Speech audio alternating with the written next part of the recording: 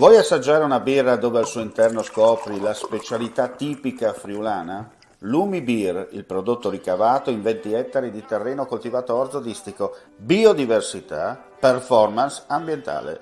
Lumi Beer nelle sue 5 versioni disponibili, 4 per consumo veloce e dissetante e la versione Magnum per intenditori. Lumi Beer si abbina a qualsiasi palato. Lumi Beer è un prodotto esclusivo Azienda Agricola Pancera, il buon seme, i buoni frutti. Dal 2 al 3 luglio 2022 a Forni di Sopra si terrà Profumo di Resina, un simposio con i rinomati scultori che plasmeranno i tronchi dei larici che sono stati abbattuti dalla tempesta Vaia, rappresentando con la loro maestria e creatività l'immagine di Forni di Sopra, terra di scalpellini e collocata ai piedi delle Dolomiti friulane.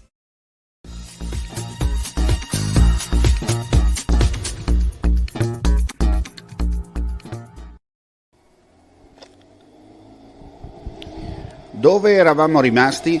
Come da copione, Filippo Ganna si riprende il titolo italiano della cronometro, già suo nel 2019-20, mentre l'anno scorso non aveva chiuso sul podio a Faenza. Il 25enne della Ineos Grenadiers, 2 volte iridato della specialità 2020 e 2021, si è imposto nettamente nella prova di 35,6 km con partenza e arrivo al velodromo di San Giovanni a Natisone.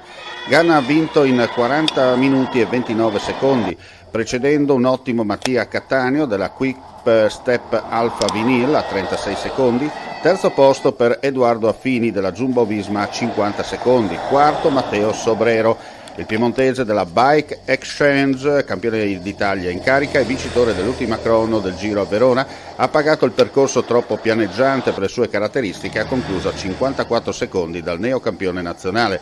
Per Ganna era l'ultimo test agonistico prima della partenza del Tour de France, dove il prossimo 1 luglio andrà a caccia della prima maglia gialla nella cronometro inaugurale. Tra gli under 23 è successo del valtellinese della Eolo Cometa, Davide Piganzoli, che era stato il miglior italiano al recente Giro d'Italia. Mentre andiamo in onda si stanno concludendo le gare riservate alle donne.